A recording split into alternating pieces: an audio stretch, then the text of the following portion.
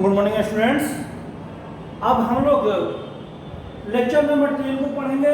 History का ही है ये, चैप्टर 8 क्लास का है, आप लोग देख रहे होंगे। जैसा कि इस टॉपिक में हमको मॉन्यूमेंट्स यानी स्मारक के बारे में पढ़ना है, सर्वे के बारे में पढ़ना है और मैपिंग्स के बारे में पढ़ना है। तो चलिए हम लोग देखते हैं।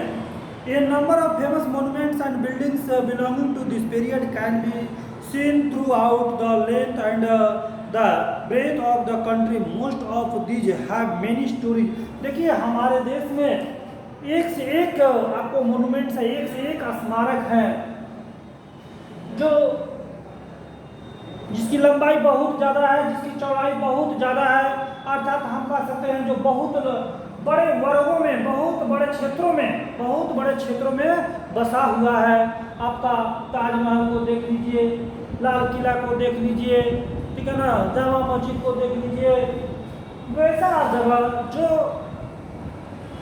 हमारे लिए यादगार पल है, हमारे लिए एक धरोहर, हमारा धरोहर है, ठीक है ना, हमारा क्या है वो धरोहर है जो कि हमारे पौराणिक समय को याद दिलाता है। देखिए ये सारे स्मारक जो हैं भारत के लिए, भारत का सर है, भारत के लिए गौरव है, ठीक है ना। तो ये हमारे स्मारक हुए यानी मोन्यूमेंट्स हुए। जैसे आपको राष्ट्रपति भवन हो गया, इसमें दिया गया है, आपको राष्ट्रपति भवन हो गया, इंडिया गेट हो गया, पार्लियामेंट हाउस हो गया, बिरला हाउस हो गया।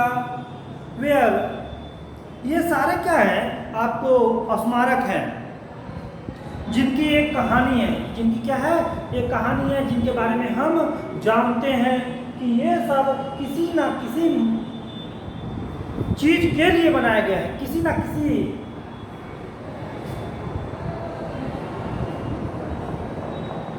कारण से बनाए गए हैं।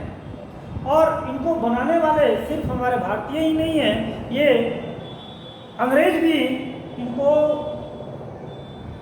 अपने आर्किटेक्चर और इंडियन आर्किटेक्चर दोनों को मिक्स करके, नहीं यूरोपियन और इंडियन आर्किटेक्चर को मिक्स करके बनाया गया है। तो ये सारे जितने भी आपको दिखाई देते हैं, जितने भी मैंने नाम रखा, ये सारे चीज भारत में उपलब्ध है और ये सारे चीज जो है भारत को आकर्षित बनाता है और बाहर के लोगों को आने के लिए करता है, मजबूर करता है। यही हमारा मोन्यूमेंट्स है। अब हम सर्वेज एंड मैपिंग्स के बारे में पढ़ेंगे। The British believed that a country had to be properly known before it could be effectively administered. अंग्रेजों का कहना है कि कोई भी देश अगर प्रभावशाली है तो उसके लिए सबसे पहले जरूरी है वहाँ के प्रशासनिक व्यवस्था को सुधारना। अर्थात अगर जिस देश की प्रशासनिक व्यवस्था सही होगी वो देश इसी तरह फेमस हो जाएगा। जैसे हम कहते हैं ना कि इस देश का कानून बहुत मजबूत है, अर्थात कानून के माध्यम से ही हम उस देश की पहचान करते हैं। कानून जैसे कानून का बात आता है तैसे वैसे ही हम उस देश की बात करते हैं। अर्थात कानून व्यवस्था जिस देश की बहुत अच्छी होती है उस देश की पहचान कानून व्यवस्था से ही हो जाती है, ऐसा अंग्रेजों का मानना था। पता है कि so they started by conducting survey mapping ETC, इसलिए उन्होंने ये काम करना स्टार्ट किया, सर्वे करना स्टार्ट किया और मैपिंग से संबंधित काम करना स्टार्ट किया। और पहला सर्वे the survey of India was set up in Dehradun, which made details map of town। पहला काम सर्वे का और एडमिनिस्ट्रेटर से संबंधित पहला काम उन्होंने देहरादून से प्रारंभ किया और बंगाल के पहले सर्वेयर को इन्होंने 1767 में नियुक्त किया, जबकि 1815 में भारत का पहला सर्वेयर नियुक्त किया गया। उसके बाद से लिखा गया है इसमें आपको जॉर्ज एवरेस्ट को कौन नहीं जानता है? जॉर्ज एवरेस्ट, जिन्होंने आपको जो एवरेस्ट शिखर है आप नाम जानते हैं, माउंट एवरेस्ट का नाम आप जानते हैं, इस माउंट एवरेस्ट का नाम इन्हीं के नाम पर रखा गया है। जॉर्ज इनका नाम है। देखिए George Everest become the surveyor general in 1830, यानी जॉर्ज एवरेस्ट को 1830 में सर्वेयर बनाया गया। In 1849, the the height of mount Everest was calculated and it was named after him for his exemplary contribution. अभी मैंने बताया कि इन्होंने ही माउंट एवरेस्ट की ऊंचाई को नापा था, इसीलिए इन्हीं के नाम पर इस पर्वत का नाम माउंट एवरेस्ट रखा गया है। माउंट एवरेस्ट की ऊंचाई जो होती है 8,848 मीटर है, कहीं 8,848 मीटर, कहीं कहीं आपको 8,850 मीटर भी आपको कहीं कहीं माउंट एवरेस्ट की ऊंचाई मिलेगी। कहीं कहीं 8,848, कहीं कहीं 8,850 मीटर आपको मिलेगी। The map of Hyderabad region made by, जो हैदराबाद का जो मैप है मेड बाई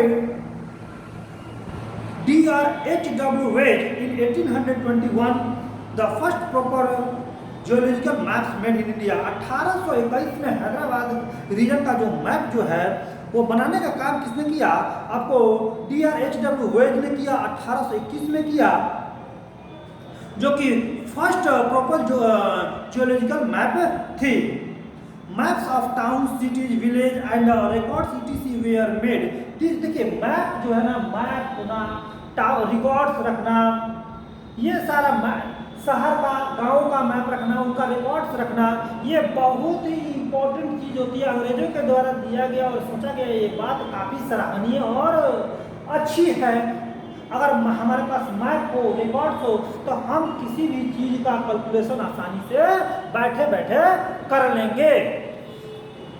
यहाँ पर दिया in village revenue survey were. अब यहाँ पर रेवेन्यू का मतलब होता है कर। रेवेन्यू सर्वे जो है आपको in village revenue survey were conducted from the end of the 19th centuries, अर्थात 19वीं शताब्दी के अंत से आपका जो ये सर्वे किया गया, किसका सर्वे करना स्टार्ट कर दिया गया? आपको रेवेन्यू का सर्वे करना स्टार्ट कर दिया गया, कर का सर्वे करना स्टार्ट कर दिया, कर जो टैक्स होता है उसका सर्वे करना स्टार्ट कर दिया गया। और end of the 19th century census में होता है जनगणना।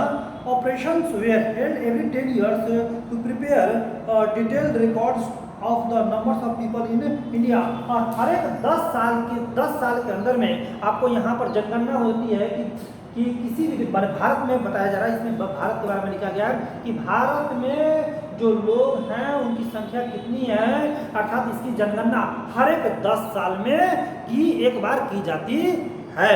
ये आपका चैप्टर यही समाप्त हो गया। अब इसका question answer fill in the blanks जो भी होगा आपको PDF के माध्यम से मिलेगा।